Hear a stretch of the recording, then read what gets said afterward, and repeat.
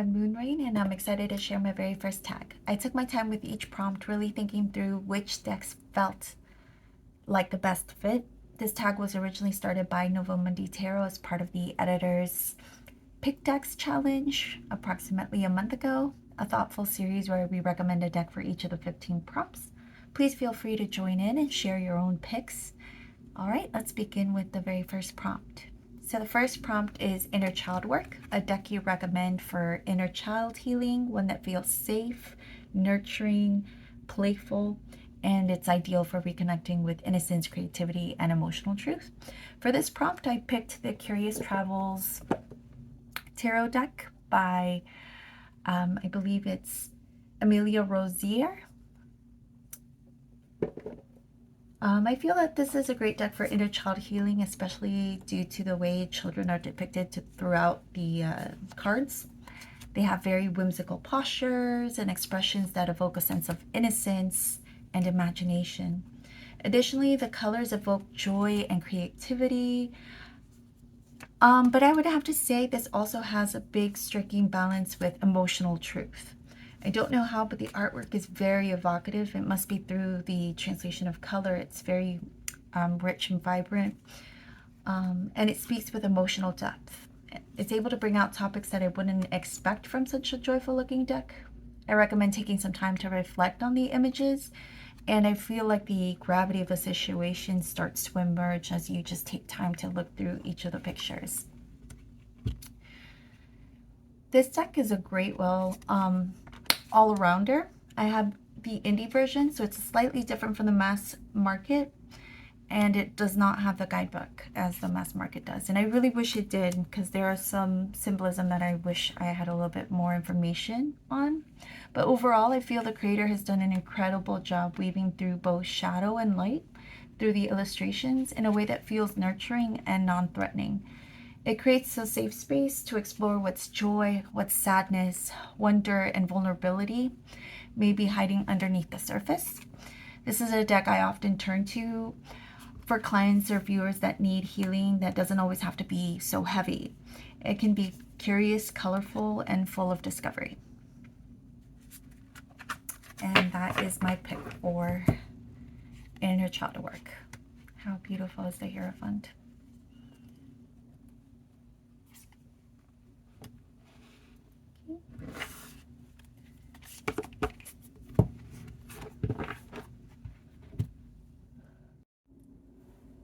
All right, for the second prompt, it's Shadow Work, or decks for deep self-inquiry and psychological honesty. When I approach shadow work, either for myself or for a client, I look for decks that help bring forward what's really hidden. I want tools that reveal repressed thoughts, reoccurring patterns, and fears that we tend to avoid on a conscious level. These are the 3 decks I turn to for this kind of work. Each deck offers something different in how they support deep emotional and psychological insight. But before we start with these 3 decks, I did want to mention that I did just recently acquire the Blind Spot by Teal Swan. However, I really haven't gotten deep into this one, so I can't recommend it just yet. So let's start with the first one on the left side. I lost the title card for this one. I'm not sure where I got this, but it was several years ago. But I feel it remains as one of my clearest tools for identifying core fears, emotional patterns, and psychological blockages, whether in myself or in a client. The images are really haunting, and the keywords go straight to the root of the issue, as you can see here with, for example, like legacy. You don't see any of the faces on these children. Kind of a loss of identity in that lineage. We have illumination here, confusion, inertia, haunted.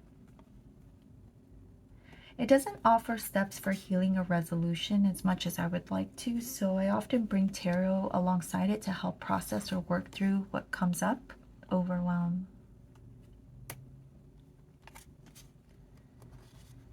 So, speaking of tarot, we have the Wild Unknown. I do have several iterations of this particular deck.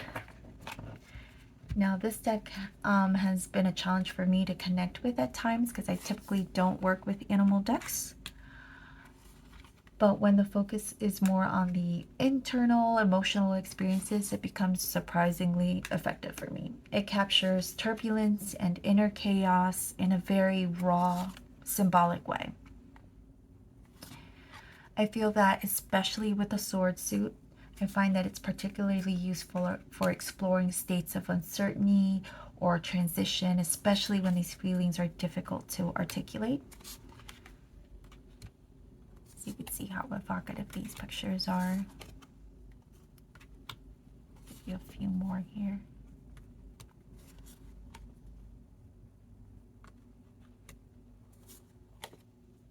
This is probably the most gruesome on there. Okay, and then I will continue on with Darkwood. So Darkwood Tarot here. I feel this deck works really well for general readings. I'll move these to the side. I use this for shadow work as well.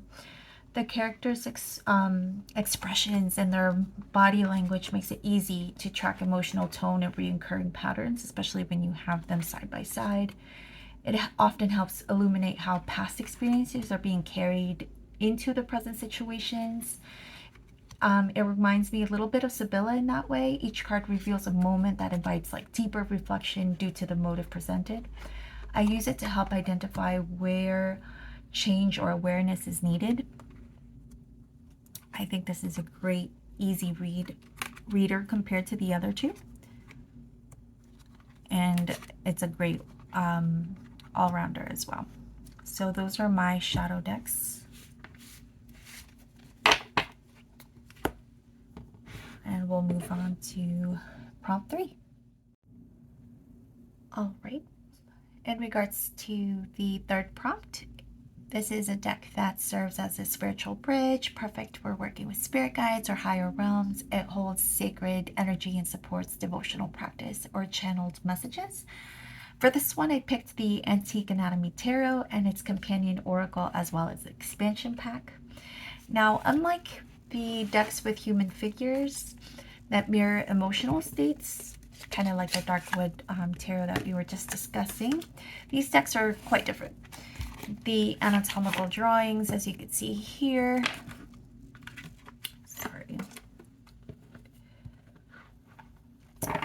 the botanical elements and the apothecary symbol seem somewhat distancing, but in a sacred way. And it holds a different space, but I feel that's why it's part of what makes this deck such an effective bridge for spiritual work. There's something about the absence of faces that leaves room for guides to come through. The visual language of bones, vessels, bottles, elixirs, flora. They speak of cycles of life, death, healing, and also memory. This is definitely not a chatty deck for me. It doesn't provide answers in a straightforward manner when I try to work with it initially. I don't feel like it's emotionally direct as well.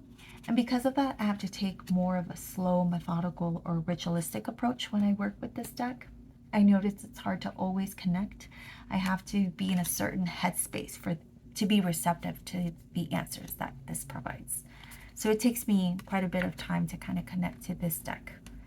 I recently acquired these 2 books by Claire Goodchilds.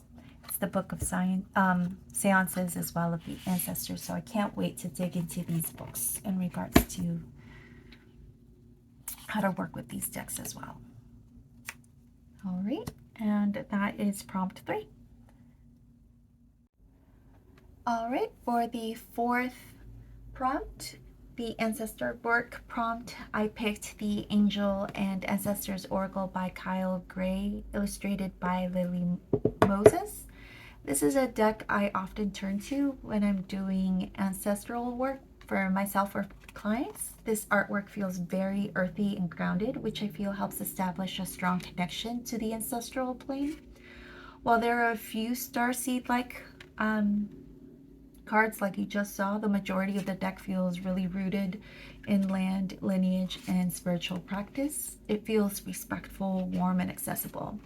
Typically, when I do a reading, I break it down into two piles. The left will have the sacred ones, guardians, and messengers, and then the right would have your warrior symbols as well as seasons to just give you the message and medicine in order to move forward.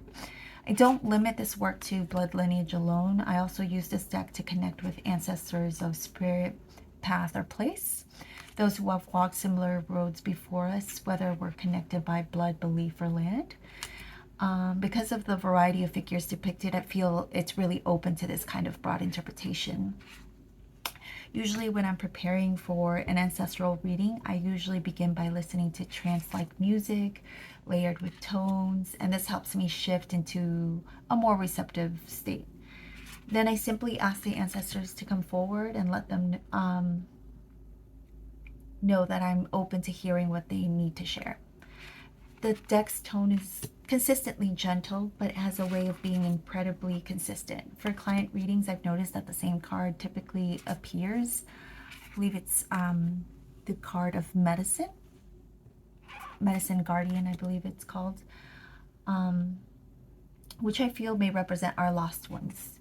And this deck has helped open our ancestor doors with clarity, warmth, and groundness when it's much needed, I feel.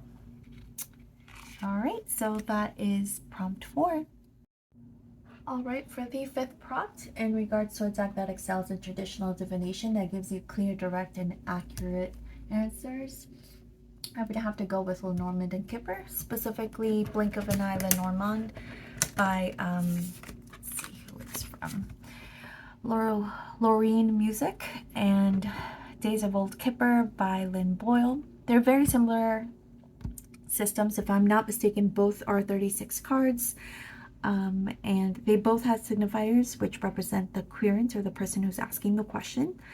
And they also have different life domains, such as your home, so family life. You also have career or things like that. So I feel what really works and makes it very clear and direct and accurate, it's the simplicity of the imagery that's part of the strength. Typically when you read Lenormand or Kipper, you have to do at least 2 cards because you want to see how they work. You can specifically, the Lenormand works in a way that it's like a noun and adjective. One modifies the other.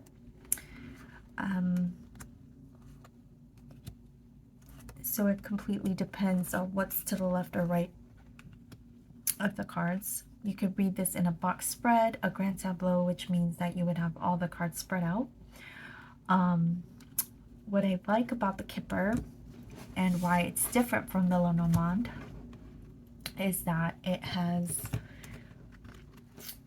directional cues and social scenes which add a layer of movement and intention. It shows where something is headed or what is surrounding the dynamics. So for example, if you have gift, and let's say this was a box spread, you would have the military man up top, gift at the bottom, and then short illness, or middle here, and then short illness at the bottom. So that would mean that the directionality of this card means that the person on top is the person giving you this gift, and then the what would be at the bottom. So what is the military man giving you? And that would be illness. So that means somebody might get you sick, and that could be at work or something like that. So as you can see, the imagery is what's part of the strength of Lenormand Kipper. It shows where something is headed, the surrounding dynamics as well, especially the way that it's all drawn, whether it's shown to look left or right, or whether they're walking left or right,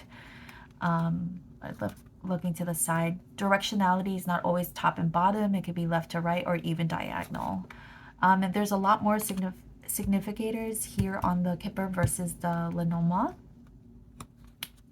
So if I were a good advice I would give to someone is to make sure that your Kipper and Lenormand are not facing towards you, because I see that a lot of the stuff that they're selling now, the person's just facing forward as opposed to left or right, and that doesn't necessarily give you any information on the dynamics between a person and the other. With theft, you see here that he's facing this way, and that could help you in regards to where he's going, what does he want to steal, where did he come from if you're looking left and right. Let me pull out a book here. So this is The Card Geek's Guide to Kipper Cards by Toni Poole. I believe her last name has changed recently. I cannot remember now what her last name is, but she her channel, I believe, is called Card Geek, and she's really great. I feel like she's the authoritative figure when it comes to Kipper cards, so I highly recommend reading her books in regards to Kipper. And I think she recently came out with a book called the Tarot Tableau, which helps you look at tarot in a way of directionality. Haven't gotten a chance to read that book. However, that's exactly how I started reading tarot once I started reading Kipper and Lenormand, where everything now has directionality. As you can see here with ending and loss, it's actually diagonal as opposed to straight up and down or left to right. So yeah, when it comes to very quick, easy, direct, concise answers, I would definitely go with Lenormand or the Kipper. I feel like the simplicity of the pictures, directionality. Kipper also shows motives and intent, because it does show some emotional cards in here, so that also helps with figuring out what the intent is. So I highly recommend using these systems, and I think these particular images are beautiful, so I do recommend these particular decks for this. All right, for prompt 6, a deck that connects the reader to cosmic or spiritual realms, ideal for soul work, life path exploration, or messages from the higher self. For that particular prompt, I picked the Book of Doors Divination deck. It comes in this type of box here, and the deck is split in two with a dice in the center. So the Book of Doors is not your typical oracle deck. It's a spiritual initiation system, which is grounded in Egyptian cosmology, Hermetic principles, Taoist philosophy, and sacred numerology. At its core, it has only one spread, and that's the magic triangle spread. Here, and I'll show you what that looks like here. So for the magic triangle spread, you have a triangular formation created by the cards, and it serves as a symbolic map of the soul's journey. It's from divine unity into material form and then back again towards integration. Each card in the spread holds a precise spiritual function. So let's begin. So for position 1, you have the sun, and that reveals your higher self's guidance or divine intention. And it sets the tone for the rest of the reading, not only figuratively, but literally. It actually affects your past as well as your future. So in regards to position 2 and 3, this is the core of dualities or even tensions that you're navigating through life. It's your inner and your outer world, your past, your future, personal versus collective. In positions 4 to 6, it represents your actions, your spiritual challenges, and opportunities for change. This is when your soul is actively working through growth. And then lastly, we have the very bottom row, 7 to 10.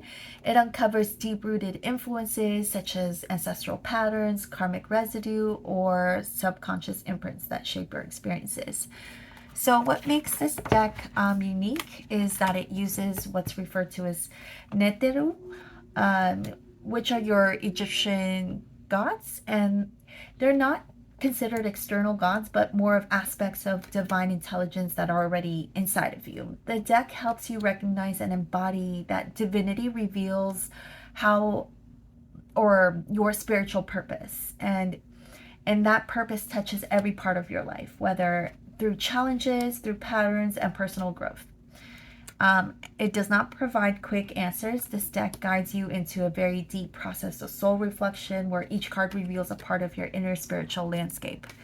And that's why I think it's a great deck to recommend for this particular prompt. Now, in regards to how you are able to obtain the cards for each position, you could do it two ways.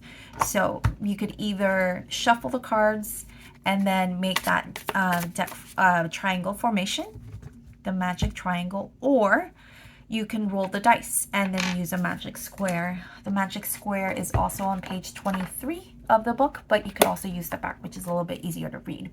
So you roll the dice once, and let's say you get a 8, and then you roll again, and you get a 4, and then you just go down here, and you realize that you are in this particular number 32, which is Kematef, which is a god here, and you look up the particular divinatory meaning and position in the particular magic triangle, and you could just go on until you completely finish the triangle. So each card would have 2 rolls. So the author recommends using the method of the magic square along with the die as more of questions that you want it to, more important questions that require ritualistic tradition versus just traditional divination of just using the cards. So that is my pick for this particular prompt. Very beautiful imagery here, as you can see. So that is the Book of Doors. All right, so let's move on to prompt 7. All right, for prompt 7, which is So Below, a deck you recommend for grounded real-world readings. This one captures everyday emotions, human experience, and earthly wisdom with clarity and depth. For my pick, again, this would be the Darkwoods Tarot. This is my go-to when I want a reading that stays rooted in the real world, but still offers emotional and psychological depth. While systems like Kipper and Lenormand give the reader more of a clear-cut answer, Darkwood reveals more of the hidden fears, desires, and patterns beneath everyday situations. It's slightly different from Rider-Waite-Smith, but not too far that you won't understand its meaning. But it does add a little bit of more characterization and emotion, I feel like. It reveals these patterns or issues with clarity, I feel, and honesty, and it provides introspection and clear-cut ways to work on the present issue or obstacle. So I really, really enjoy using Darkwood Tarot as my everyday real-world readings. I use it quite often in client readings. All right, so that is Darkwood Tarot, and we'll move on to prompt 8. All right, prompt 8, which is your Hug deck, a deck that offers emotional support and comfort, gentle, compassionate, soothing. So for this particular prompt, I recommend the Modern Nirvana Oracle, illustrated by Natalie Miller, and it has quite a few different creators here. So I waited quite a while before purchasing the Nirvana Oracle. I was really drawn to the artwork from the very beginning. It uses the 80s aesthetic in a very, very stunning way. But after hearing mixed reviews regarding repetitive interpretations for certain cards, I really hesitated despite being really intrigued. This card is just so stunning. And like I mentioned before, this deck features contributions from multiple creators, and in one in particular works with breathwork, and you'll see this influence throughout, especially in the inclusion of sigils designed to prompt intentional breathing. And at first, I wasn't sure how to incorporate that into a daily divination practice, but when I finally got the card, or decks I should say, I initially tried to use it with all types of readings: love, career, money, the usual life domains that clients ask for. I even began building like a personal library of the meanings tied to each card. But the process started to be really time consuming and forced. I was only able to finish around 20. And then something kind of shifted. One day, like I remember, I just didn't eat all day long, and I just, right before I was heading towards the kitchen, I pulled a card, and it was nourishment. It was exactly what I needed to hear. I left the card near the deck near the hallway, and since then I just use the card as I pass the cards as I pass by in a more like intuitive way. Even my partner sometimes uses it that way as well. So I feel like this card really helps with uplifting, supporting, and helping you feel comforted. It's one of those decks now that I just keep in the hallway after coming from work or something like that, and just picking a card and hearing its message. And most of the time I do require breath work, so this will actually come up a lot, and it really does help. So I am really grateful that I was able to get this deck and work with it the way that I do now. I think the imagery is just absolutely beautiful. So that is my recommendation for Hug Deck, and that would be number 8. All right, for prompt 9, Feel Good Deck that uplifts, encourages, and energizes through color, artwork, or message. It would be a perfect feel-good recommendation for readers who want empowerment. I picked mudras for Awakening the 5 Elements. This is written by Alison D. Nicola and artwork by Sabina Espinet. So the mudras deck is my go-to deck for energy. Each card offers a very simple hand gesture, and it's referred to as a mudra, and it's designed to activate specific energy centers, and it makes it perfect for anyone who wants to feel more balanced, embodied, and energized. The back of it shows you what it assists with, the benefits, the element that you are awakening, as simple instructions, and your focus or mantra at the bottom.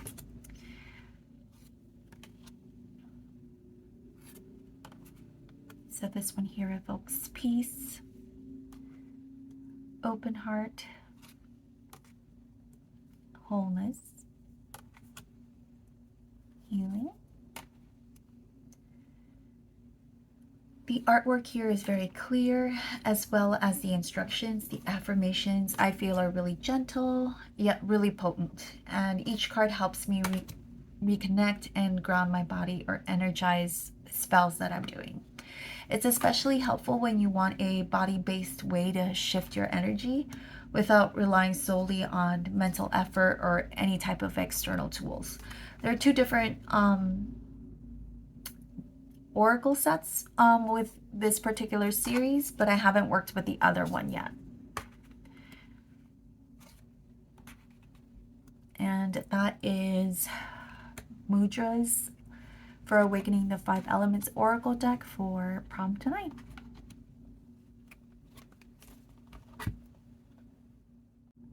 Alright, so for most versatile deck that you recommend for handling any type of reading like love, career, shadow work, daily pulls, or anything in between, should be reliable and flexible, I would have to go with this all-rounder Radiant Wise Spirit Tarot. I feel any Rider-Waite-Smith type of tarot would fit the bill, but I do like the style of the Radiant Wise. The RWS system is something I've been using since I first started reading, a little bit after I started working with Lenormand and Kipper. And over time, it's become better at creating a language between us, because I felt like there was a higher steeping learning curve when it came to tarot as opposed to Kipper and Lenormand. I feel its symbolism is adaptable across contexts with imagery that makes interpretation intuitive and easy. It's accessible. It's compatible with a wide range of books and courses that you can see on the internet. Additionally, it has very deep esoteric roots, which allow for a more nuanced type of readings through systems like Hermeticism, Astrology, Kabbalah, Golden Dawn. The reason why I picked this particular version, though, I do love the colors. I feel like they attenuate the very bright yellow background that it typically has. It's more of a deeper, either orangey color, or the yellow tends to be more muted when it's added with a little bit of a touch of brown in the back. So this is why I prefer this one. I feel there's a little bit of added texture as well, which creates a more of an antique look. I think there's a little bit of spots of yellowing here on the blue, which also add a little bit of character as well. So I do like this particular rendition. So this would be my pick for all-rounder. Easy to read, works well with shadow work, daily pulls, and daily readings, and everything in between. Beautiful temperance. All right, so that is the Radiant Wise Spirit Tarot for number 10. For prompt 11, most inspiring deck, a deck you recommend to inspire creativity, intuitive flow, or personal transformation, whether in art, energy, or the depth of the message. This one sparks something powerful in the reader. For this particular prompt, I picked the Kanti-Ji Oracle. If I'm not mistaken, the Kanti-Ji is means the message of Earth. It's a 52 card deck, and in it you'll see illustrations in a very soft, flowy watercolor, and I believe it's by Laura Zuspan. What I love about this deck is how it invites stillness, creativity, as well as reconnection with yourself and with nature. Each card offers gentle affirmations and creative prompts that can help spark new ideas or simply shift your energy in a more meaningful way. The themes of natural cycles, inner growth, and a mindful presence runs through the whole deck. It makes a beautiful companion for journaling, reflection, or intuitive practice, especially when you're in need of a quiet introspection. But I think what makes this card or this deck very unique is not just the artwork, it's also the guidebook, and let me show you why. So for this particular card here, we have every star is a doorknob. It contains just a little blurb about the particular artwork here, some keynotes, the symbology, the guidance, using this particular artwork as an icon. And as you go on, it talks about how to use it as a portal, practice. You could use this for lunar cycle or during yearly basis. You have the prompts that I mentioned before, and lastly, like I mentioned, the ecological connection to Earth and how you can improve your connection with Earth and the ecological standpoint as well. So in this regard, it's talking about pollution. So each card has the same type of subsections. The portals, the icons, practice, creative prompts, ecological connections. It's really, really well done. I really enjoy this. The first time I ever saw this deck was after a sound bath, and the practitioner had us all pull a card, and it was just a really great way to end the sound bath. So I really enjoyed this deck. I couldn't wait to pick it up after I left the sound bath. All right, so this is the Kanti-Ji Oracle, written by Ray Diamond and art by Laura Zuspan, as I mentioned before.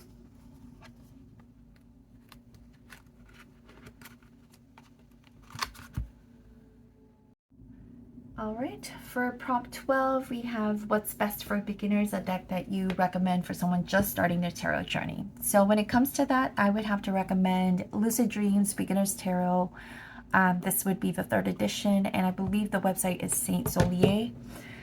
This is a very beautifully executed Rider-Waite Smith clone. It makes it a fantastic learning tool for new readers, and the reason why is because each card includes keywords, both upright and reversed, as well as astrological symbols on the sides, that show the associated planets and zodiac signs for each card. So it helps the readers build familiarity with layered systems over time. And the gold foil is just absolutely stunning, as you can see here with the Hierophant and all the sides as well. The deck stays very faithful to the original Rider-Waite imagery, making it really easy to learn without any type of visual confusion. So I highly recommend this one. I feel like it gives it a very similar vibe to those, I think it's like Moon Child Tarot. However, it's a little bit more rooted towards like Rider-Waite Smith, and the court cards do have like different age ranges, because I feel like the Moon Child has a little bit more of a younger, or it's like steeped to younger looking figures in that particular deck. So yep, that is the Lucid Dreams Beginner's Tarot for Best for Beginners.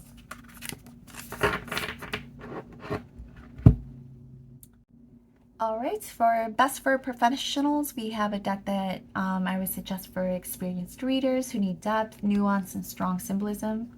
It's ideal for layered readings, spiritual insight, and working with clients. For that, I wholeheartedly recommend Terra Volatile. This is the expansion pack. I haven't gone through the expansion pack, but I do work with the tarot deck. So while the foundation of this deck I feel is considered traditional system, it has an entire extra suit, which is known as the Vessels, along with a beautifully crafted expansion, which is your archetype cards. What I love most about how much thought was put into the symbolism, it pulls from alchemy, mysticism, and sacred philosophy. The artwork is incredibly moody, sacred, evocative, and the guidebook, oh, it's very hefty. Let me have to use both hands here. It actually helps unpack the deeper meanings behind the suits here, specifically the vessels, which are towards the back here. That's the swords. Yeah, right here. So in this particular one, they're talking about Kali and how she's the 5 of Vessels. So it's really, really well done. I tend to write a lot more when I use this deck compared to others. Oh, I love the 7 of Vessels. This is kind of getting out of your own way, where you have this white bird trying to leave this encircled area. And in their way of trying to fight out of it, they're fighting each other. And the red bird here is representing creativity and the need of creativity in order to push out. So yeah, very beautiful deck here. Let's take a look at some of the cards here so you could take a better look here. Yeah, highly steeped into alchemy and hermeticism. It's just a very well done, executed deck here, and the color palette is just absolutely gorgeous.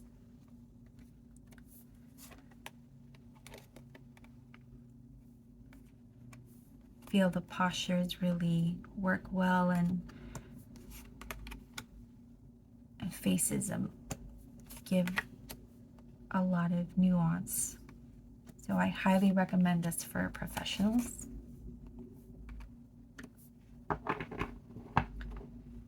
Now, when it comes to Oracle, I would have to take a pause here so I can find that deck. Give me a second.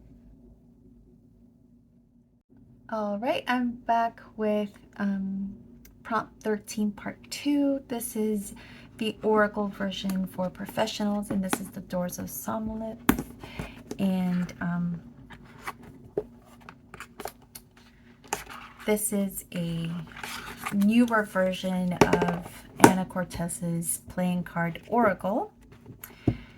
I just really like the background and the edging of this particular one versus her playing Oracle, which was just all yellow in the background. But the Oracle system is divided into two different realms: the upper kingdom, which is your court cards, and your lower kingdom, which is your numbered cards. In regards to your upper kingdom, each realm has its own story, with cards featuring a keyword and energy description and full color image. And then with your lower kingdom, these reflect events, movement, transformation.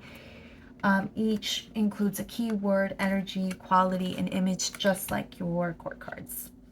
And as Anna Cortez mentions from the very beginning, the 52 cards align with 52 weeks of the year. The 4 suits are your 4 seasons. The 13 cards per suit mirrors the 13 weeks of each season. And the deck is ideal for timekeeping, seasonal work, and any type of sacred timing. What I really, really love about Mrs. Cortez's book, she explains about geomancy as well as planetary correspondences. She uses, let's see if we can work here, the deck as a roll of dice. And you would use the corresponding here as a way of getting a number, obtaining a number for geomancy. She also talks about in her book, as well as the book here, interpretation techniques, including how realms pair or conflict, the 36 gates, tracking solar and lunar calendars, equinoxes, solstices, and invisible power points. What I really love is the chapter on ceremony introduction, which is found on chapter 9, if I'm not mistaken, and that talks about creating sacred spaces and letting energy flow naturally. There's also a spread for ascending and descending into the pyramid, very similar to the Book of Doors that we mentioned previously. And you could also use this deck for daily draws, yes or no questions, and even ceremonial timing if you want to do that. This book closes with a detailed appendix of all the card meanings, elemental associations, and seasonal gates. And there's also poetry involved. And it's just a really well done system, but this definitely takes time to learn. So this I would recommend for professionals. So that would be the Playing Card Oracle or the Doors of Somnolith by Anna Cortez.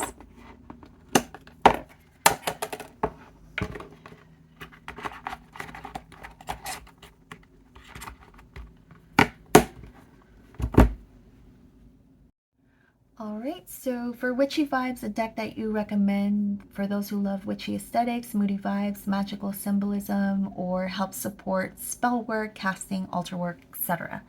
So I have a lot of these witchy type decks, specifically sigils, seals of Solomon, things like that. But for me, my favorite would have to be the Making Magic Oracle. I've used this many times during spell work. That is not part of the deck, that's just Solomonic seals there.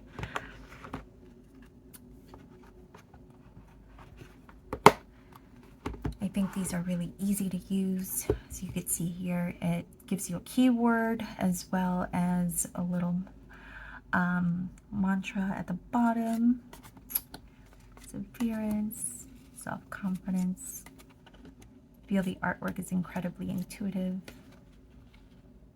Successful career, happy working environment, pay raise, and promotions. You could easily put this into your spells, or just put this on your altar, or even as an affirmation deck, but I definitely use this for spell work myself. I think it's really well done. If I'm not mistaken, I think they have a smaller version of this and maybe in a square format. I'm not quite sure. I think I saw that quite a bit ago when I was watching a YouTube video But yeah, that would be the Making Magic Oracle by Priestess Moon. Very well done. I really enjoy using this oracle deck during my spell work. And as you can see here with the guidebook, it does show the history, the divination, and how to manifest that particular desire or objective or goal. All right, we're almost done. All right, for astrology work, a deck you recommend for astrology lovers and cosmic seekers weaves planetary wisdom, archetypes into the structure, ideal for birth charts, transit, and celestial guidance. For this, I would pick Heavenly Bodies Astrology first. Let's start with that. This is a visually stunning deck. It's ideal for those who want to learn the foundations of astrology while using the deck intuitively. It does come with a guidebook. It's quite large, actually. And in this very beautiful box. And inside that box comes this other box as well that just houses the deck. So as you can see here, it's divided into houses. If you move on, you've got your planets as well as your zodiac.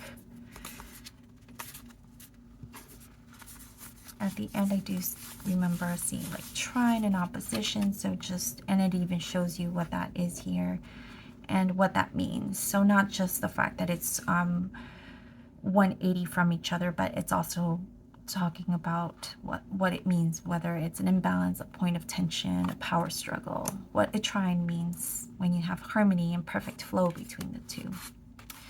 So I think it's a great buy if you want to learn astrology. It's really well done. It's very beautiful. Oh, I forgot. And then it does also have elements towards the end. Now, a deck that I would recommend that I don't see very often done in other oracle decks, specifically astrology oracle decks, would be the Oracle of the Radiant Sun. This is one of the only oracle decks that I've come across that combines planet and zodiac signs in each card and offers a truly layered astrological message. Each card reflects a specific planetary placement like Venus in Leo or Mars in Capricorn. It makes it perfect for interpreting transits, understanding natal placements, or pulling cards as a way to receive planetary insight in the moment. The planet system follows horary astrology, which is one of my favorite applied systems of astrology. Let's see here. So the imagery is not necessarily fully explained, but I do recommend continuing to work with it to understand its visual language, kind of sit back and go through it.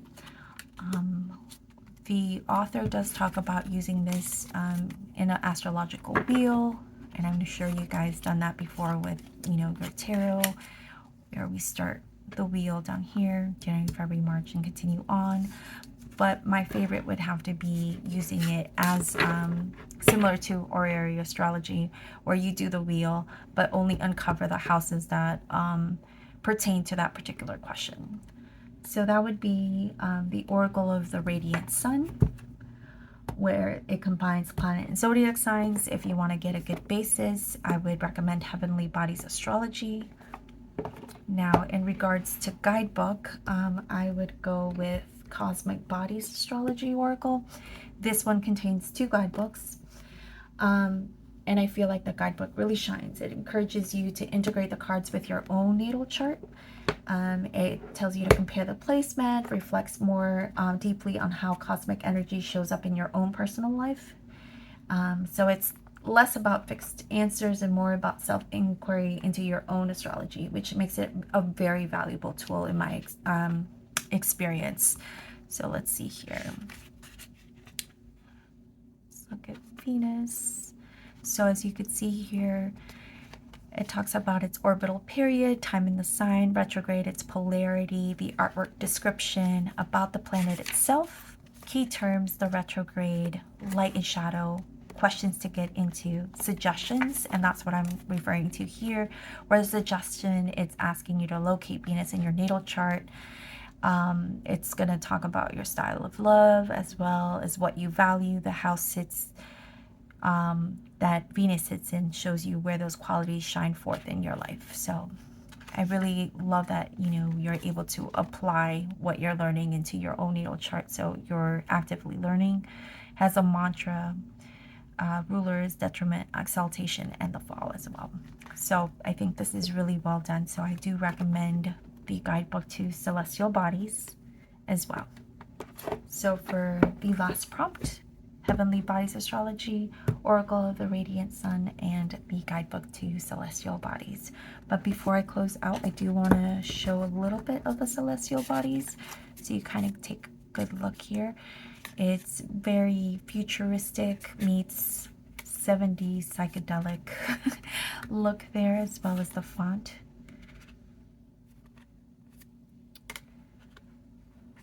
And that would be it. All right, thank you.